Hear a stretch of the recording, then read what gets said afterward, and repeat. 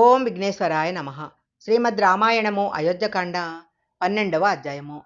అప్పుడు వశిష్ఠుడు, ఇందులో మీరు కానీ నేను కానీ ఆలోచించాల్సిన విషయం ఏమీ లేదు. ఎందుకంటే దశరథుడు వెళ్ళిపోతూ ఒక నిర్ణయం చేసి వెళ్ళిపోయాడు.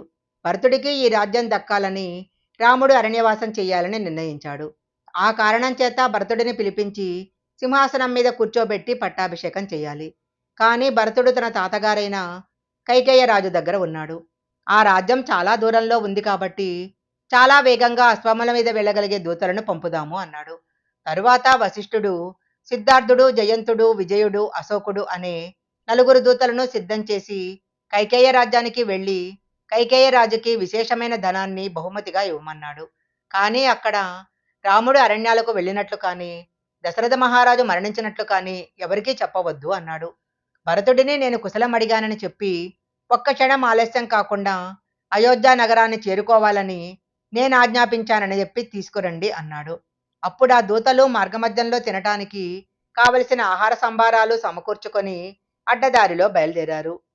వాళ్ళు రాజభక్తి కలిగిన వారు కాబట్టి వెళ్లే దారిలో కంటికి తృప్తినిచ్చే విషయాలు కనిపించినా ఆగకుండా వెళ్లారు. అదే రోజు తెల్లవారుతుండగా భరతుడికి పీడకల వచ్చింది. తెల్లవారేసరికి ఆయన మనసు స్వస్థత లేదు. అందువలన ఆయన కాంతి తగ్గిపోయి చాలా తేజోవిహీనంగా ఉన్నాడు. ఆయన మిత్రులు ఇది గమనించి అడగగా భరతుడు ఇలా చెప్పాడు. నాకు తెల్లవారుజామున ఒక కల వచ్చింది.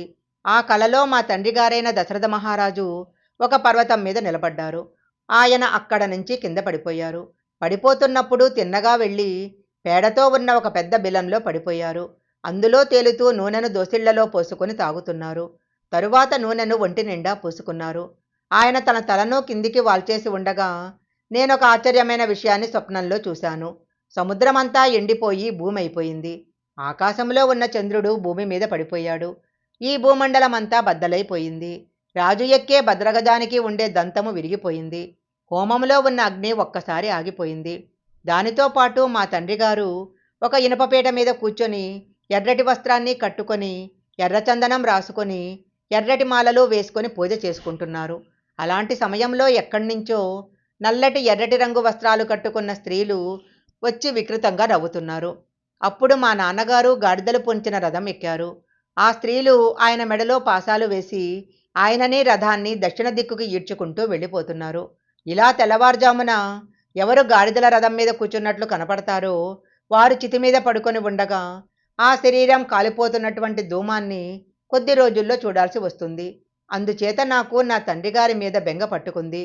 దానితో పాటు నాకెందుకో అసహ్యం వేస్తుంది. ఇవన్నీ చూస్తుంటే ఏదో ప్రమాదం జరిగిందనిపిస్తుంది అని అన్నాడు.